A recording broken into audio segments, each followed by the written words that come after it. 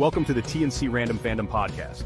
We are here to have fun and talk all things pop culture, collecting, and nerd culture in general. Make sure you join the conversation during our live stream with our most excellent hosts, Craig Borden and Tommy Mock. Let the shenanigans begin.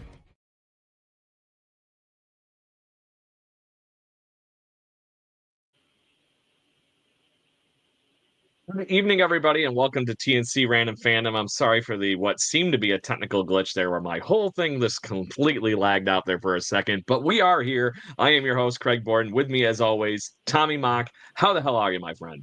I am very, very good. Thank you very much. Glad to be back. Always feels like it's been forever since we do our last episode. So now, I'm just waiting to, jump back into it. Yep.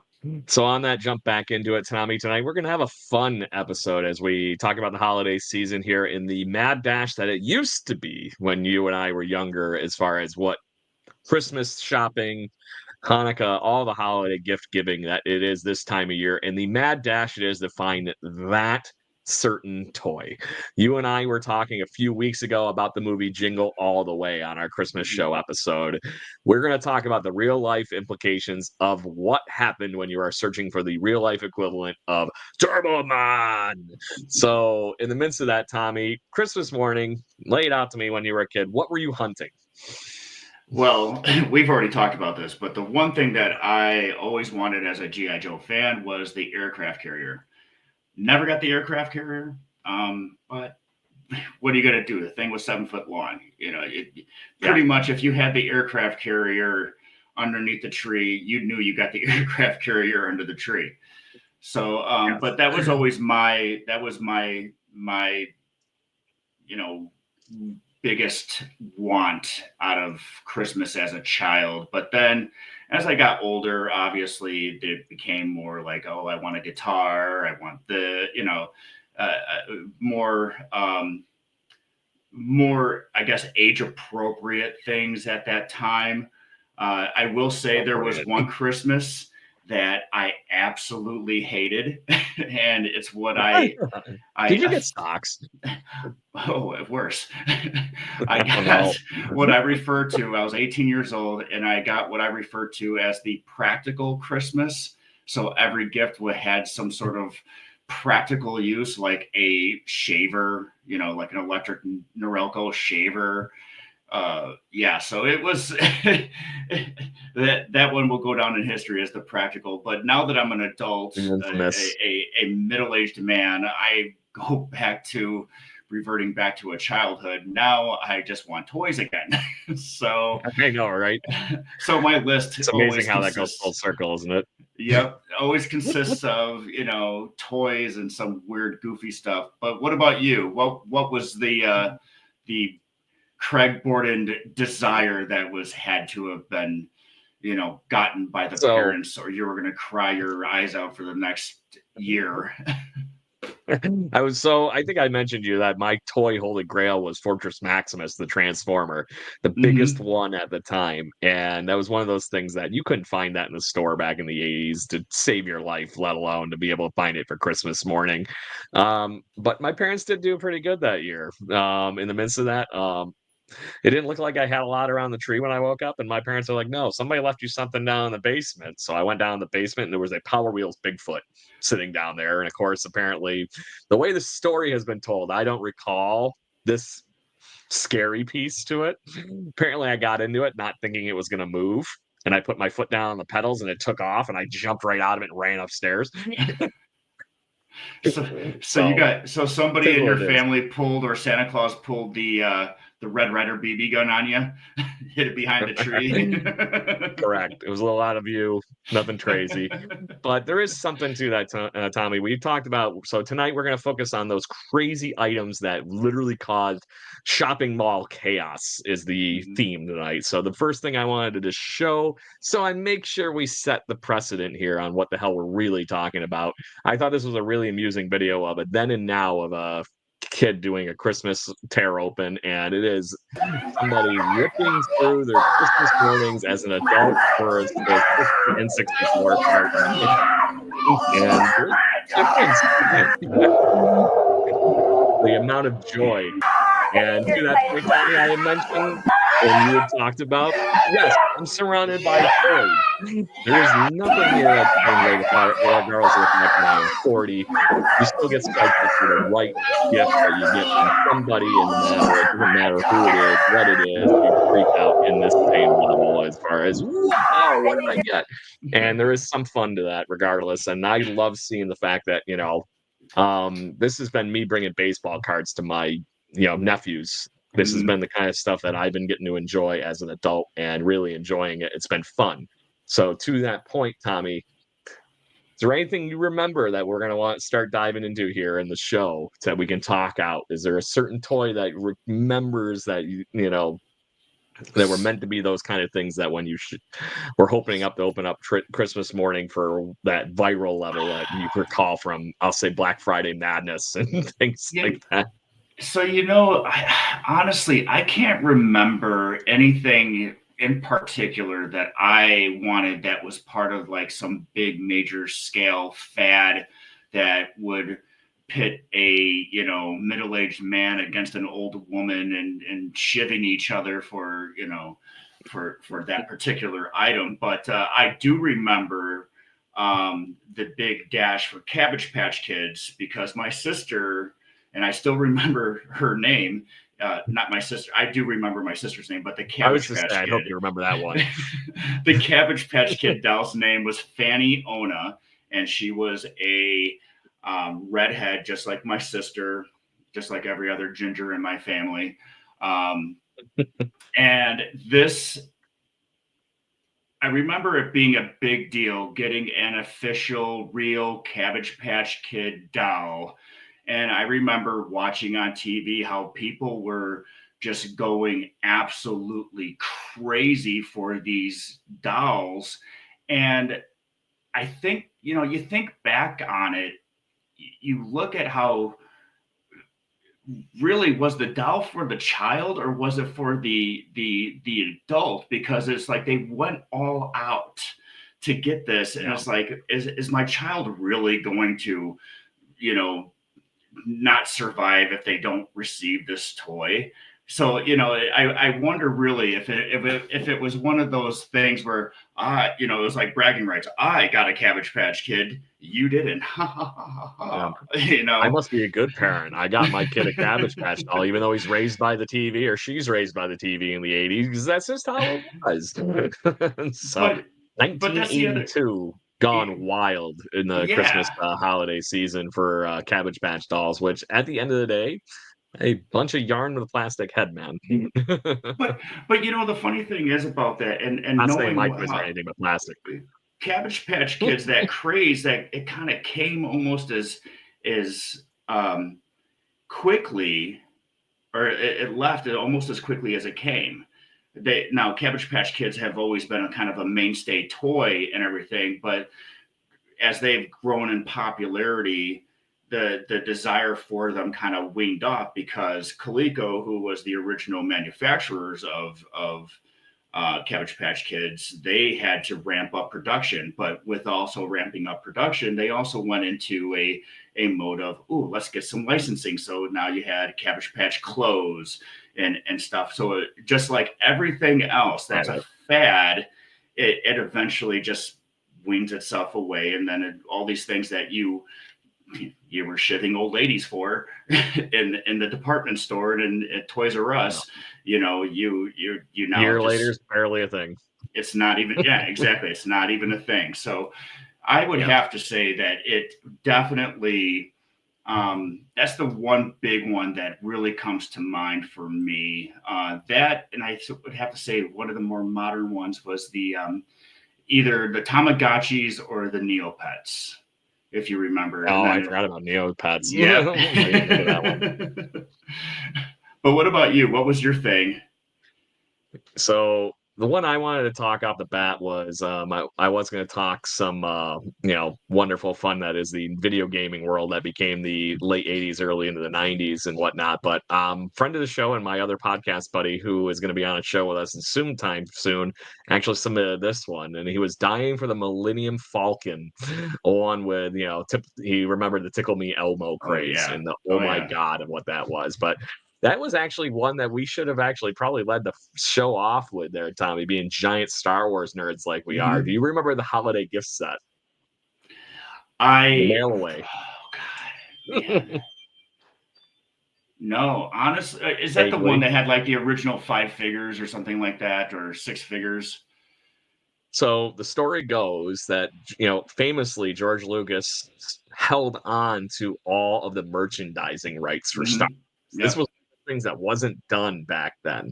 So in the midst of that, he was like, my video and my movies and everything are going to be grand. They're going to be a win. People are going to want this stuff. So he held on to it. So in the midst of that, they couldn't get the toys actually physically to the shelf from Kenner quick enough to be ready for the Christmas season and whatnot. So they weren't going to be ready. So what they ended up doing was they ended up giving you like a mail away thing where you got the box that a fake set with the card come in and everything with the figures and everything. And eventually you'd get the figures to fill in the box. So they famously sent out basically literally a cardboard box with nothing in it. That was a display eventually for the toys that you got. And then you eventually, if you paid for it, you got the 5 figures. And then obviously Kenner went wild after that and had vehicles like Jason had mentioned, the Millennium Falcon, full AT-ATs, all these things for all the movies that they did with Star Wars, and has continued to build to this day at that point with Star Wars toys. But that was how it started, was in that fact. Nothing really to it, but they got something on the shelf. Yeah, so looking at what Jason Lyons was saying is, yes, I too had the Millennium Falcon from that first wave, as well as the AT-AT. So when it came to Star Wars, my parents definitely kind of hooked me up as a Star Wars fan, but that elusive aircraft carrier never, I mean, I had He-Man stuff,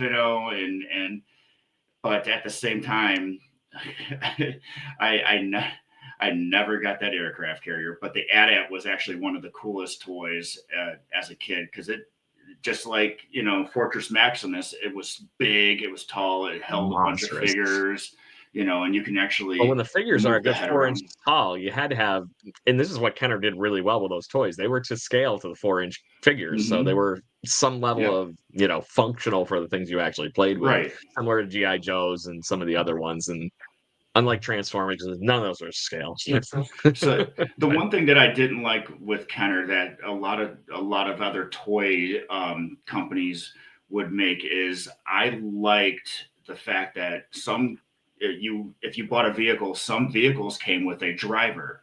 Kenner and Star Wars, not so much. If you bought the AT-AT, you had to buy the AT-AT driver.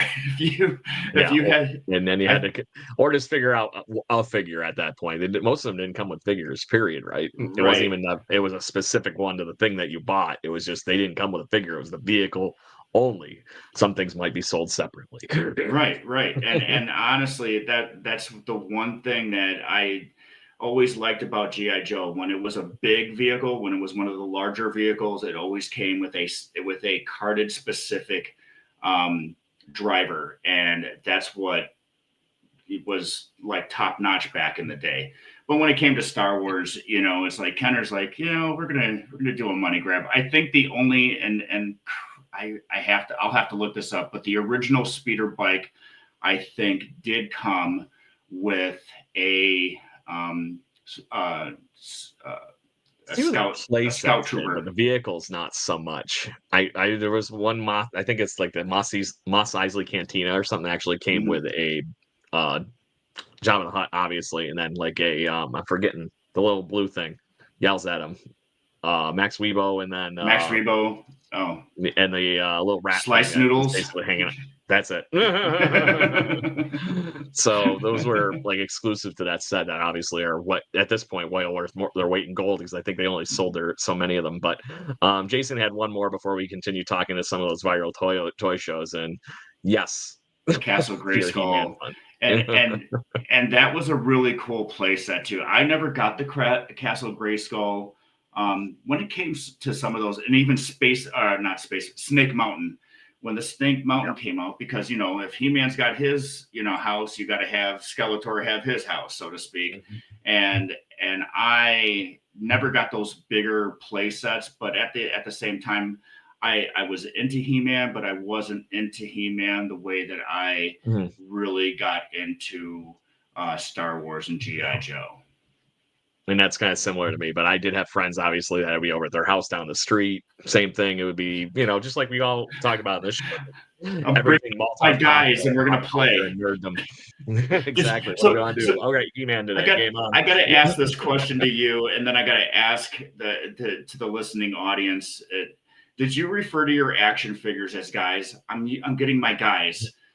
I'm playing with my guys. What are you doing, Tommy? I'm playing with my guys. Yeah, stuff like that. It's like, hey, I got a guy to do this. I got a guy to do that. It's like the mafia hit. So, I'm playing with my guys. Or now it's like hey, let's go get the gang, right? I got my Star Wars guys and my G.I. Joe guys. So if you're listening at home, let me know if you referred to your action figures as guys. Or what accepted vernacular might be at that point. We'd love to hear some of the weirdness. So let's get back to the topic at hand. We were starting to go down the trail here. Obviously, we kind of talked the Cabbage Patch dolls out. One that I was surprised I found on some internet lists were Rubik's Cubes. I don't remember them being a thing, but all of a sudden they were like just in everybody's houses. So totally get that one too. But again, it's a fad. We're yes. So anything, and it doesn't even have to be a toy at this point. I mean, look at how big freaking. First, it was the Yeti cup. Everybody had to have this $100 freaking cup, and then all of a sudden, Stanley Cup, because of one viral video of a cup that was found in a burned out car, and it still had ice in it.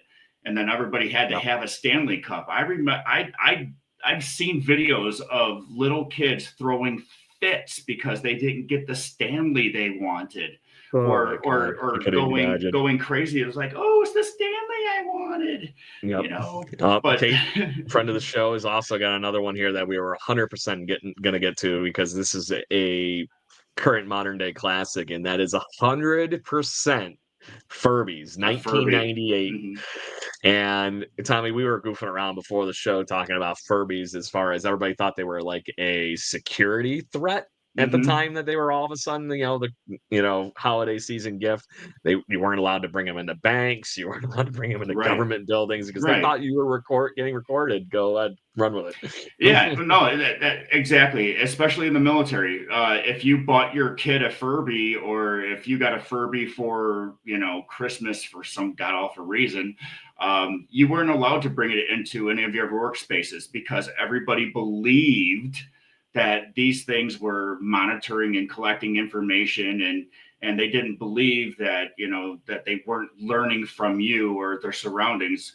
But one thing that we did, we later found out was the fact that Furbies were not monitoring or recording anything, or it wasn't like AI and it was learning from you. As I say, it wasn't 90s AI.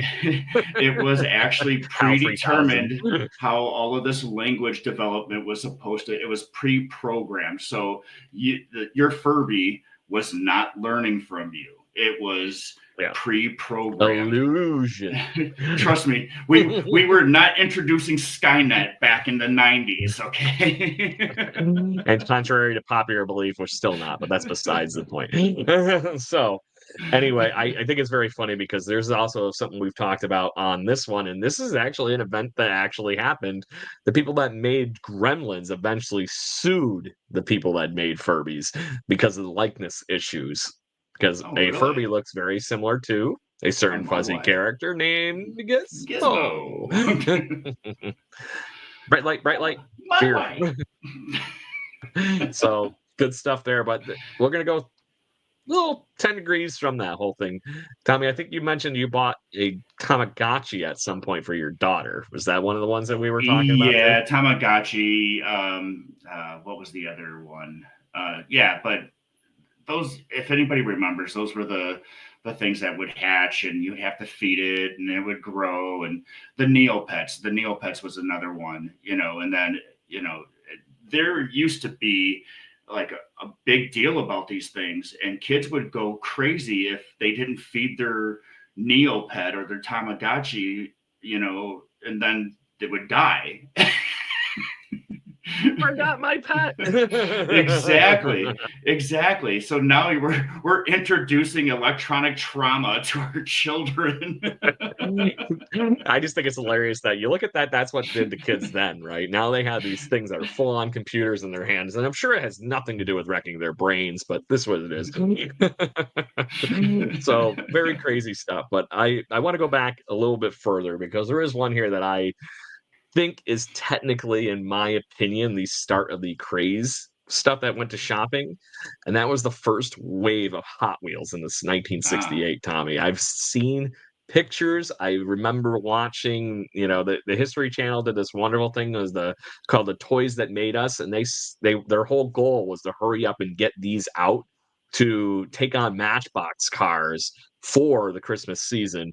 And sure enough as shit, they ended up barely being able to keep these metal things on the shelves that year in 1968 with the craze that became Hot Wheels, and still a massive toy brand to this day, Tommy. Oh, exactly, a toy brand, but there are hardcore collectors out there. There are people that I refer to as a show. There are people out there that I refer to as completionists, and completionists are the people that need to have a complete set of whatever it is they are collecting. So if it means they're GI Joes, they have to have the original 13. They have to have, those are the people that we talk about on the show. I'm not necessarily a completionist, but when it comes to certain items, I have to have a whole set.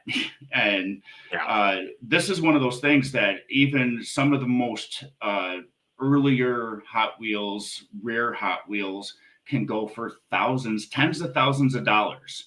And I'm sure probably even more than that. But they're still, Matchbox, Hot Wheels, those were the brand names. And I remember having, carrying cases of multiple Hot Wheels, and then I go into these phases where I only want to collect the cop cars, or I only want to collect the fire engines, and then it's like, okay, now I want to have a whole city, right? And that's exactly what it is for me when it comes to my collecting. Is I want to have the specific one. So I actually only have one Hot Wheels car left, and it's actually a Marine Corps race car, like NASCAR.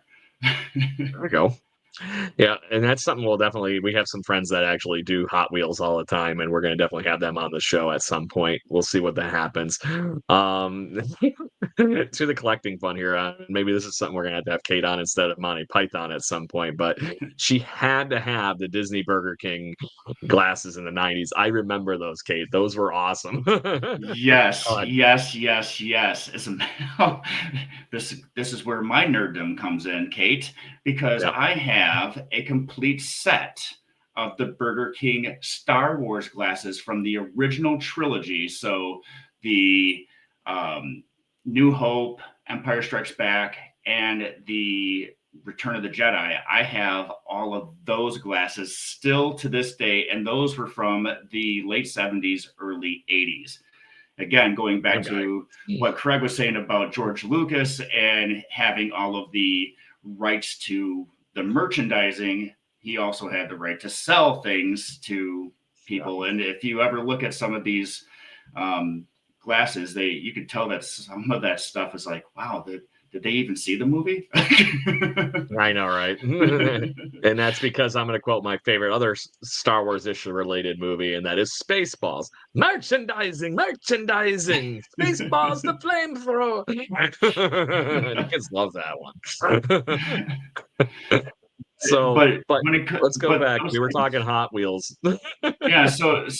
But my Hot Wheels collection, I actually ended up passing on to my daughter when she was little, because she took an interest in like little cars and stuff, but that's because she was little and she thought they were neat to play with. But eventually she grew out of that. And that's where I kind of go into with my daughter. What I was saying before about, are these fads, getting these fad toys that everybody has to have and they have to get them, are they really for the child, or are they really for the bragging rights of the parent? Because there are things, and I sometimes passed on things to Jocelyn, my daughter, wanting to build her a collection of things so then she can add to it. But then if she doesn't have the interest in it, then it's just like, okay, now I just got a bunch of crap that I don't want to keep. It's 100%. And then where do you put it? Exactly. You know what I mean? Exactly. So I mean, I have a lot of starter collections for her that never really panned out. So yeah. So let's talk that one, because I have an interesting comparison of then and now with a couple of toys here. And I'm going to go back to 1958 with the original Barbie here. So you finally got something like that that's out and available. And then I'm going to flash us forward to 2001, where we're going to have the giant ripoff that is Bratz dolls. Oh, I got a good story about Bratz. All-time classic. And then you 100% have the just giant monster, I'll say bitchy looking ripoff. And so, to your point, all-time classic and a fad mixed into the same kind of idea at the end of the day, Tommy. Oh yeah. So, and I know you remember those Bratz dolls. Oh no, trust me, I have actually a really good story regarding my daughter when she was little and Bratz dolls. So Barbie always comes out with a collector's edition, this, that, and the other. But that's Barbie to me is the quintessential fashion doll. But when you bring up these, the Bratz dolls are kind of like it's like they took a Funko Pop head and they put it on a Barbie doll's body, and that's a Bratz doll. And gave it the weird, disproportionate. It's just like it's like an alien type.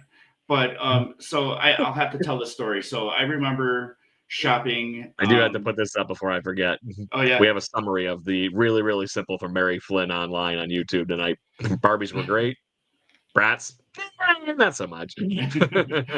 Go ahead, hit me with a story, my friend. So Jocelyn, when she was little, she couldn't make up her list. So a lot of times I would have her circle things, and then if we were ever in the store, I always still go to the toy section just to look at stuff. And so I would have her in the cart and we'd walk around like Target and everything. And I'd have her point out things that she liked so we can tell Santa what, and I was like, oh, look at this. And she's like, oh, that's nice. And she liked like the calico critters, and stuff like that. But then I was like, oh, what about Bratz dolls? And she goes, oh no. I'm like, why? She goes, they're trashy. And she said it loud enough where there was a woman that was in the same aisle with us, and she had a cart full of them.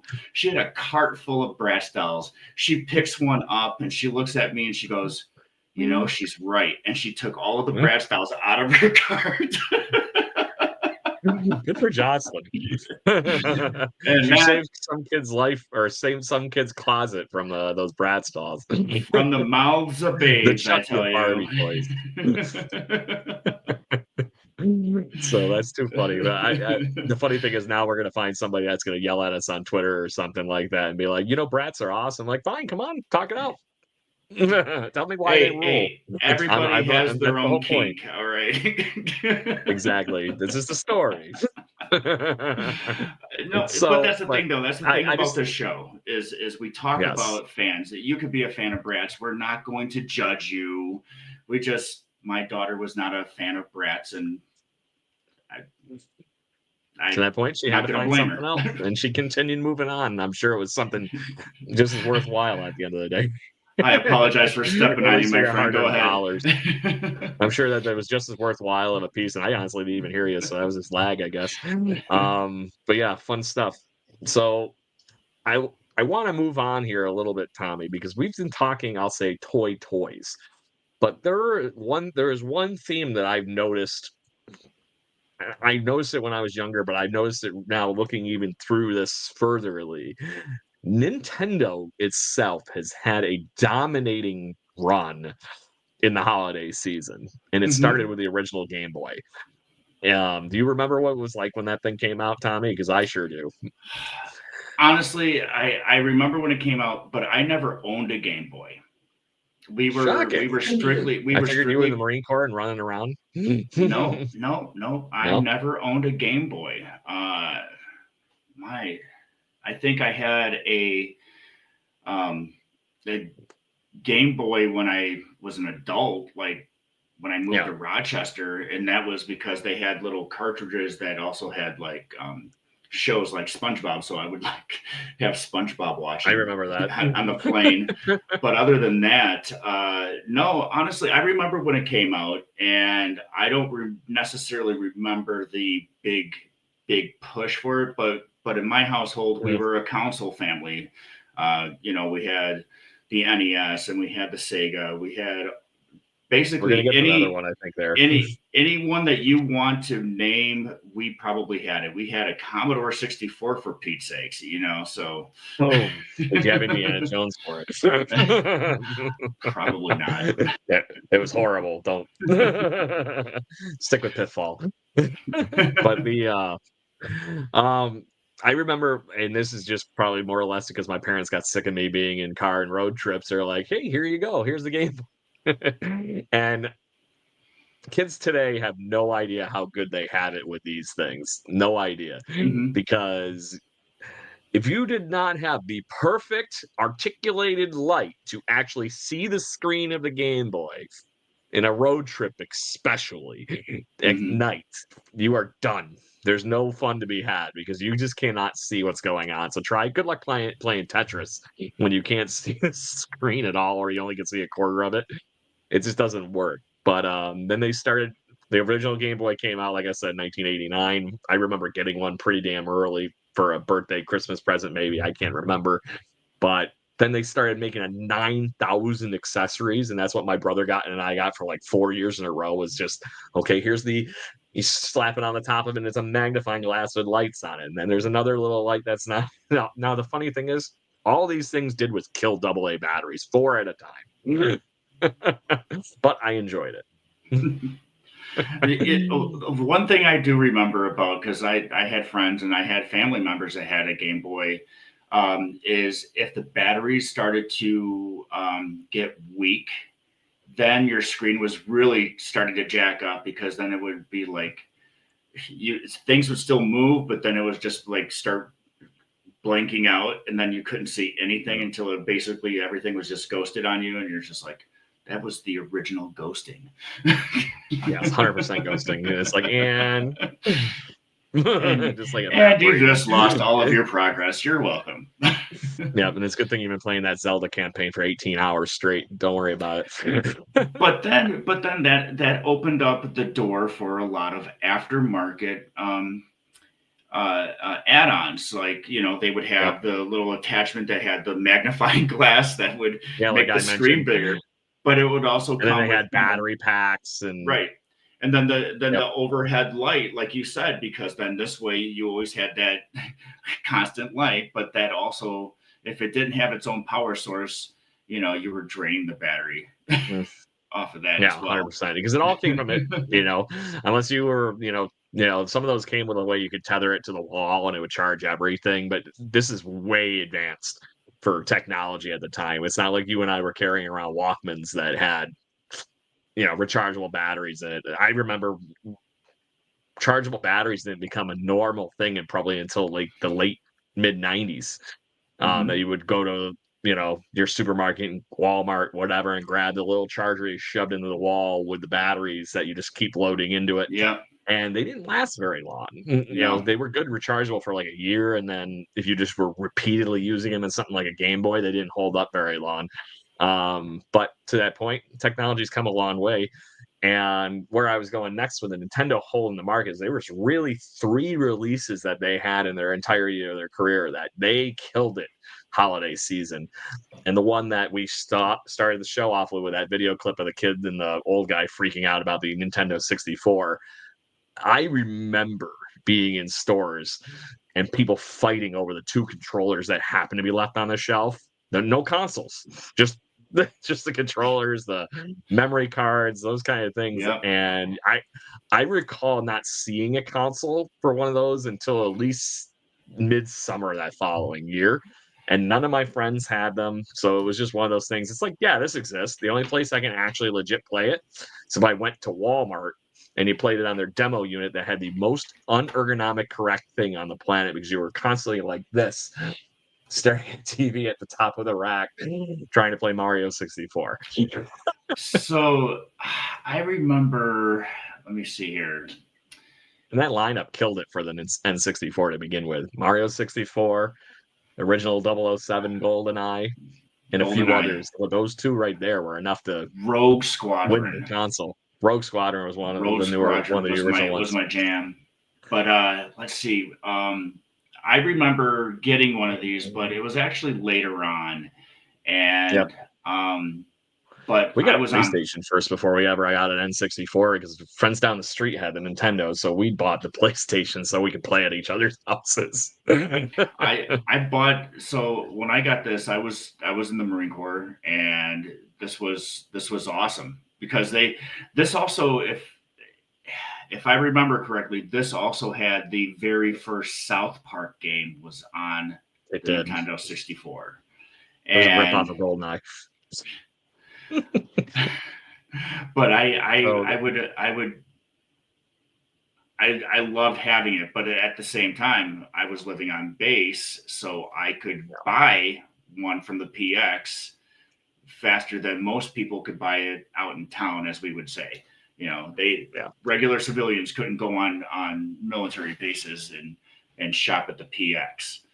It just doesn't happen that way. So, but I was lucky enough to be able to buy one if they were available at the PX. Yeah. So the original titles were Mario 64, Pilot Wings 64, Star Wars Shadows of the Empire, which was awesome for the time, Turok Dinosaur Hunter, FIFA 64, Wayne Gretzky's 3D Hockey, and GoldenEye came out not terribly long after that. So it's a hell of a lineup for a console launch right there, man. And I think they would have been perfectly fine right off the bat, even just with Mario 64, because that game was a jump in technology and fun. It blew my mind the first time I played it. That's all I'm going to say, because everything was 2D up to that point as you were side scrollers. Then all of a sudden it's like, oh my God, there's a world here. No, I loved some of those games I would go back to if some places you actually can go back and play them.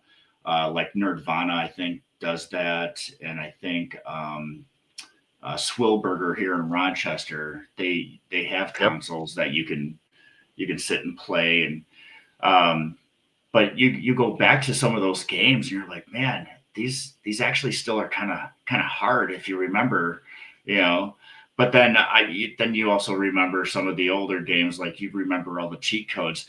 That's the one thing I hate about modern video games is we would get magazines and be able to get cheat codes so you can get 99 lives or you can get the golden gun without fighting for it. You just have it right away, or you can change the skin of your character and just all of these cool things that we used to be able to do. You can't do that anymore because why? Because now you can do those things, but you have to pay for it. Yes, I think that's the hilarious to it. Because I remember, honestly, infancy of the internet, right? AOL, only way to get on the World Wide Web and hear that horrible screech, and you got mail. And in the midst of that, I remember me and my friends going online, and that was what we were looking for, was cheat codes that other kids knew for video games that we were playing. So there was this website that actually used to be called Cheat CC that we stumbled onto, early IGN.com even days, that Yeah. would like, oh, here's your cheat code section for the N64, here's your cheat code for the PlayStation, so on and so forth. Then it even went back to, previous games and histories of where to find Easter eggs and all that kind of stuff. It was wild, but those are things kids don't know. They understand the Easter egg thing, but they don't get the, like you mentioned, you got that level of downloadable content you have to pay for, or something like, oh, I got a pretty skin in Call of Duty. Yes, I'm We never used paying to- for that shit. We used to go to the magazine People section. shooting you. We used to go Yeah, to the exactly. magazine section over, of like the store or whatever, and with like a notebook, and we would open up Nintendo Power. We'd start writing down all the cheat codes ever released that How did you month. find Metal Mario, man, in N64? That's all I'm gonna say, because if you didn't know where to look, you weren't finding it. Well, one of the Or all most 3 warp whistles. one of the most famous cheat codes of all time is the up, down, left, right, BA start. And that was for Konami 99 code. lives at Contra. Oh, that's right, and it's the Konami code. but we're going way off target topic. Correct. Now, So, but I have a third console that ended up being even more viral and more wild, and Nintendo thought they were prepared for it that holiday season. They thought they had thousands of these things and there was going to be no problems, but they didn't see the market that was going to happen outside of normal gamers. And that was the Nintendo Wii during my college experience, Tommy. I remember like we were all looking and hunting around for every little store before Christmas break and everything, because that's the wonderful thing of being of age to do that and having a job. It's like, okay, great, I can find a way to get enough couch money together to save up for a freaking Nintendo console. Or what we ended up doing was we pitched in a few of us and we had it in our end of the dorm room. It worked out really well. So many drunken evenings playing freaking Wii tennis and trying not to kill each other. But that console, like I said, Nintendo was as prepared as they could humanly possibly be, but they didn't realize the average everyday person that was going to pick up video gaming from the fact that you can move the controller around in actual airspace and play the games. It brought a whole different people to video gaming at that time, and they had no idea how big it was going to get from that point. Yeah, that's very, Nintendo's always been, I would have to say, is more family friendly. Now especially when it came to the Nintendo Wii, they did have maybe a few mature, video games, but at the same time, they've always been family centric. That's the reason why, Wii Bowling was a fantastic example of that, and Wii Sports in general. But no, they weren't ready for that, because you have drunken college kids that wanted a Wii. But you also had, they senior marketed citizens that and 100%. But they marketed it as something that you and the whole family can sit around the TV and play something together that is wholesome, and there is a little level of low impact exercise that came with that, and I think that's one thing that they really knocked out of the park, even though they probably couldn't, they couldn't supply the demand at that point. But here's a very good case in point too, is when the initial run of the PlayStation 5 was supposed to release was during the pandemic, and they could not. So if you got a PlayStation 5 during the pandemic, consider yourself lucky at that point, because they ran out of chips, they weren't manufacturing, there was all this issue, so that became a must-have item if and people even during the pandemic were looking for PlayStation 5 for forever. I think that they really started coming back maybe 2022. Yeah, it was when it got normal. It was a good year and a half when the chips finally started catching up after the pandemic was really the issue. But yeah, same thing with the Nintendo Wii came out in November 19th, 06. So that's also not a very big window to get it before Christmas too, and all the holiday season stuff. You're looking at buying that for somebody, for the holidays. That was a crunch. You had just over a month, and that was to find the console games. There was a problem even finding the games the way that went that time. I remember when I finally got my hands on one in January, right after Christmas. It just happened to be one in Kmart in Wellsville, New York, outside of where I go to college. For those of you who don't know, we're like, okay, fine. Kmart was a department store not unlike a Walmart or a Target. They had these things called blue light specials, which are very and layaway, rollback layaway. You could pay for it now and get it later. I used to work at a Kmart, and I did layaway every once in a while, and everybody would bring that in, and they had a conveyor belt that went into the rafters of the store, and that's where they kept layaway. That's almost like, have you seen these videos lately of people hiding stuff underneath the bottom shelf at Target? Have you seen any of those? No. They're like, people are finding gold mines of toys that they, rather than they're in the store still, just lift the thing up, slide it in there, put the shelf back down on it, and then they come back in a couple weeks later, pick it up, and walk out front. They just I'm like, oh God, maybe that's where all the toys that I keep trying to collect are. Man, if those people were ice cream flavor, they would be pralines and dick. Jackasses. You're not fans. You're messing it up for the rest of us.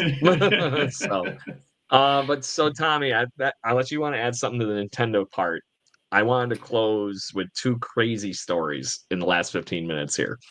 No, actually, Nintendo was actually they've been getting better, but the thing is that I don't see.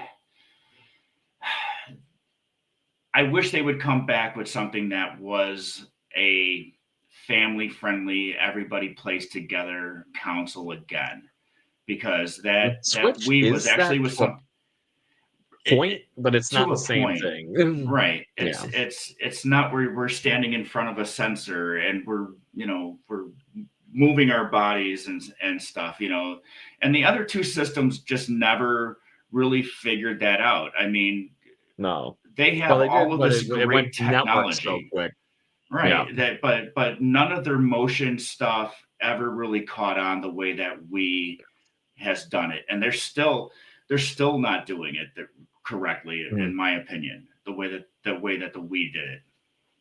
Yeah, but so that's all I got to add. 14-year-old. Now that I have a 14-year-old, I'm just curious if this is the kind of thing you were thinking at the same time. You mentioned getting people together and all that kind of stuff and just having fun.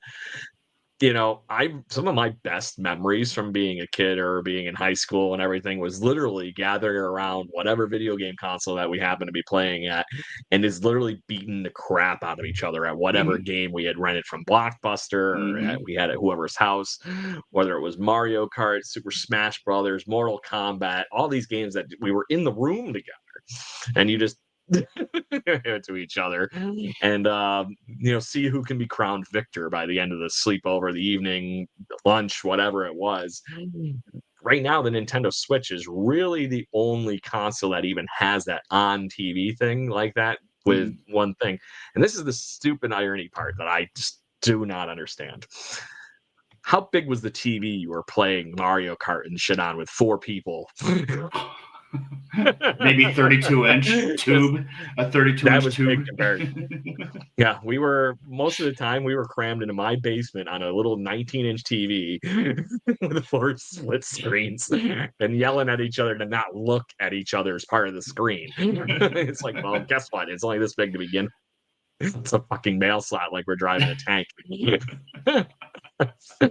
So I just think it's hilarious that the world we live in right now, where the average TV size is like a 40-inch TV, you can't have more than one person playing on the TV at any time. 75 downstairs. 75. It's not because an 80 won't work right now. Well, you need to make sure you're watching your Clark Griswolds and drinking your moose cups. I want The to biggest TV watch possible. I want to watch people with 6-foot nostrils. Okay. Yeah, right on the.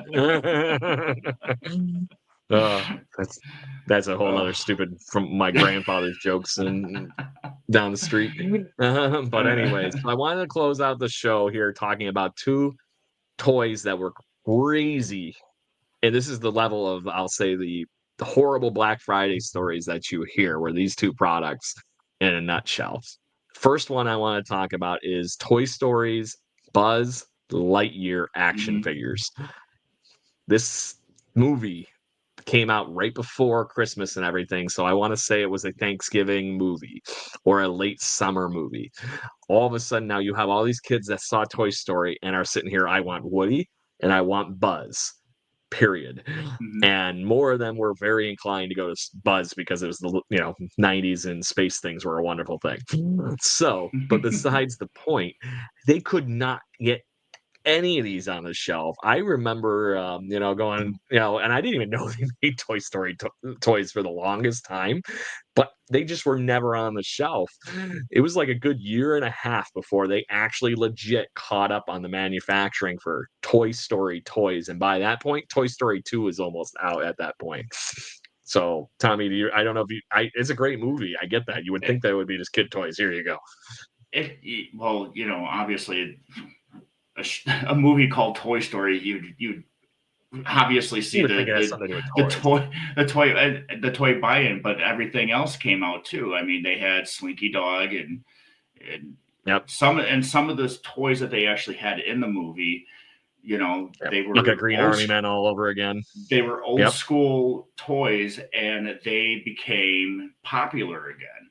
But yeah, the Buzz Lightyear thing was kind of like a out of the left field. And that pretty much and like you said, in talking about Jingle All the Way, the premise of Jingle All the Way really came from that and the Cabbage Patch Madness, and even the Turbo Man doll action figure, whatever, was, it looks ridiculous, but it was actually based upon Buzz Lightyear and the craze that was behind that. And I remember there's a line in the movie where they're in the parade, and Booster comes out and the kids are beating on him, and they're like, nobody likes you, Booster. And I was like, I'm thinking, everybody wants the Buzz Lightyear and nobody wants the Woody. Yeah. Nobody likes you, Woody. Yeah. And to quote Dana Carvey, what kid doesn't want to play with his Woody? That was a great Wayne's World resurgence on Saturday Night Live where they did Oscar picks like when Toy Story 3 was out. And they're like, come on, man, what kid doesn't want to play with his Woody? But to your point, 100% where Turbo Man was plot and theorized from, crazy fun that led to that point. And I think it's wild that Toy Story and Disney, for a change, was actually not prepared for something like that. I think that, Tommy, is the more shocking part to this whole thing, is somehow Disney got caught off guard with a toy. probably for the first time ever, but yeah. Makes me wonder what happened behind the scenes. Like if this was like a Boba Fett shooting jet toy like issue where they had to recall a bunch of shit from the manufacturing floor and remake something, and then at that point they were just too far behind, or it had lead paint in it, or right, whatever it might be. Well, so again, it's just people not really anticipating what the popularity of it. But Disney, more often than not, does have lightning in a bottle. But then they've also gotten to the point to where they saturate a market. If they got a new movie coming out, they saturate the market with merchandise that literally nobody wants. And here's a pro tip, folks. Just saw that with Moana the other day in Target. Just saying. Here's a pro tip, folks. If you have an Ollie's Bargain Basement in your area, go there, because that's where all of the unsold crap goes. Every once in a while, you do find a diamond in the rough, but for the most part, every single toy line, discontinued anything, and it's name brand stuff. It's the real deal stuff, but Yep. it's just that's Well, where you that's where found toys Black go to Series Star Wars stuff. I found Funko Pops. Name it, right? There's all sorts of So crazy there. Ollie's Ollie's Bargain Basement. Ross Dress for Less sells toys. Marshalls and TJ Maxx. Any place that sells toys that are or anything that's discontinued, you'll find it there. And so, if you're looking for that cheap white elephant gift, go to Ollie's. So you're right, but we only got about 5-6 minutes here, so I got to talk about the craziest of crazy holiday shopping gift items, the ones that went completely gone wild. And we would be doing ourselves, Tommy, a massive disservice if we didn't talk about the Tickle Me Elmo incident.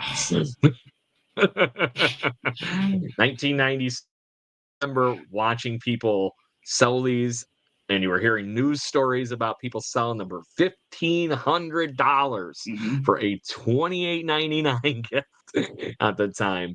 And this is like crazy because this is also the first toy that caught the first parts of the internet wave of being able to sell these kind of things, and just kind of like what we do with Facebook Marketplace and Craigslist these days.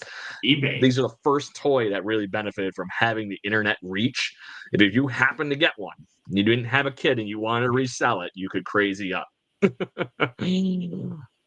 So, but it literally was causing these are the ones that you hear people tell about the Black Friday stories from, right? About the wildness that happens, the near kicking, the trying to keep the doors shut because they haven't unchained them yet, things like that. That this is the toy that most people think of when they think of these kind of holiday season horrors, Tommy.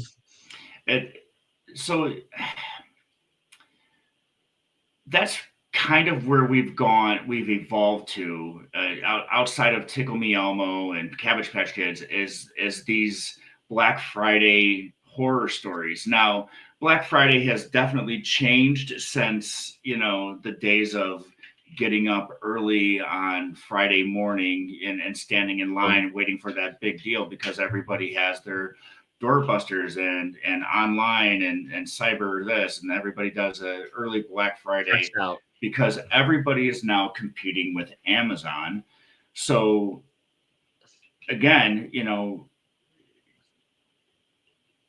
people aren't doing that anymore. I mean, we go back just maybe, 10, 15 years ago, they were talking about how they were opening up the doors on Thanksgiving night to get people to go into these stores like Walmart and everything. And people were fighting over, last year's TVs and all.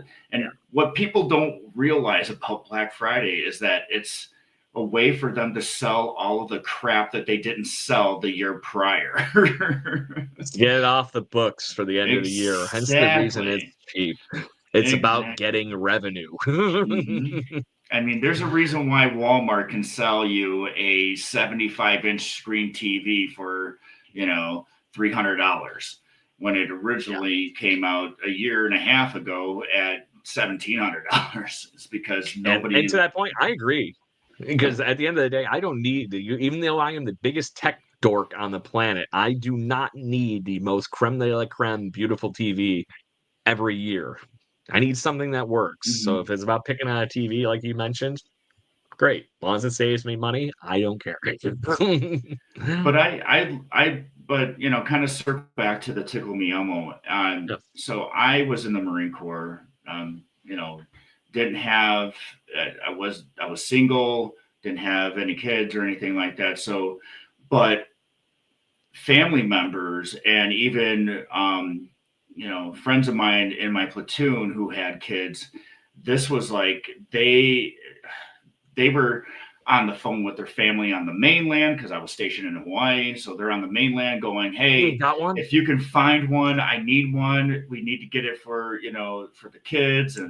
And seriously, that was one of those things where like people, we were even being recruited by family members saying, if you can get one from the PX, get it and send it back. We'll pay for it, but we'll pay for shipping and stuff like. Yeah. Trust me, it's a real deal. And but next thing you know, somebody's rummaging through their UPS boxes trying to cut open and get a freaking Tickle Me Elmo. And then there were all of a sudden black market ones all of a sudden too, like that were the Tickle Me Flomo or whatever, something like that, you know.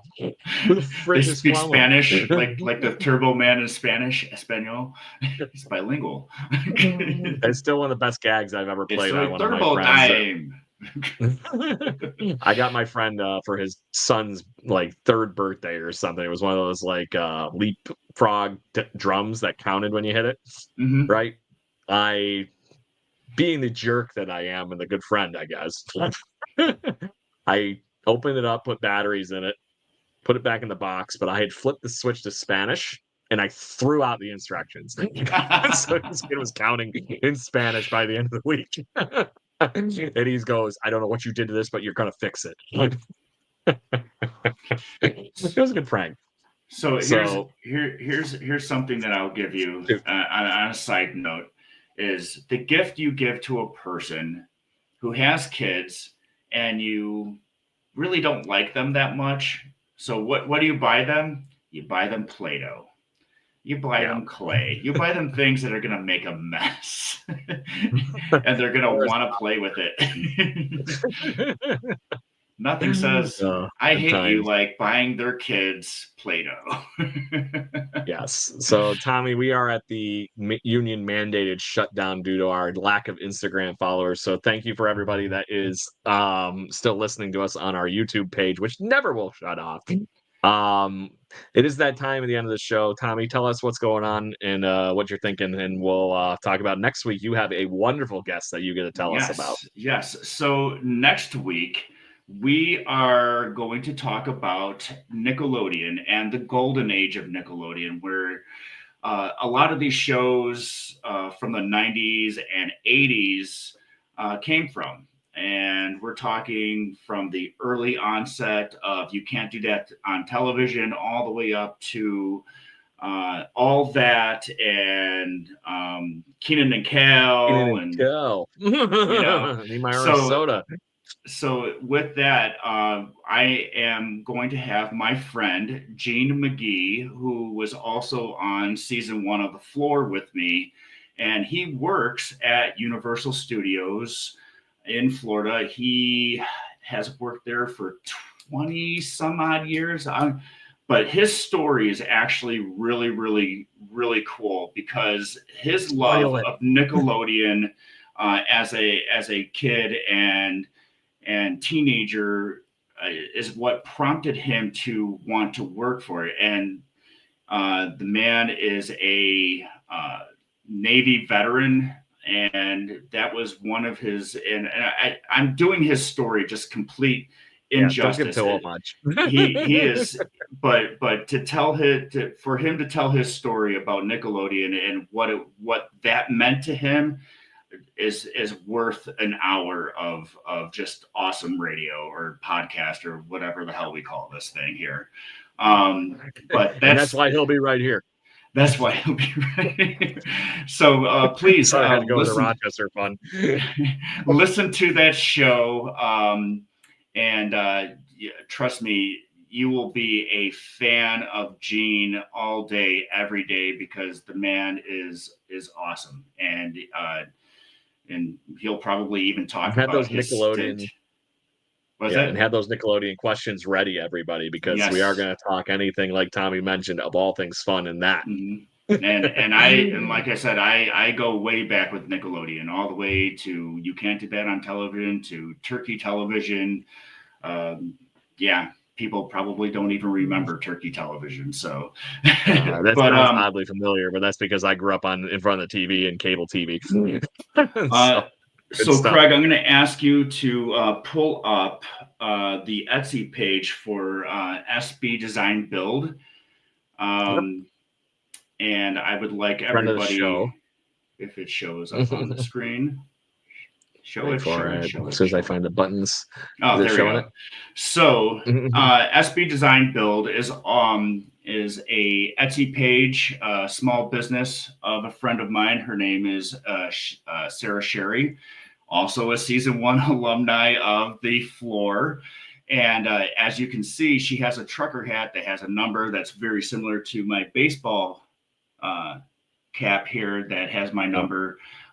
Those were hats that were inspired by the floor and the number and the clover, obviously, because we filmed in Ireland. She is going to be making us some official apparel, and I should be here anytime now.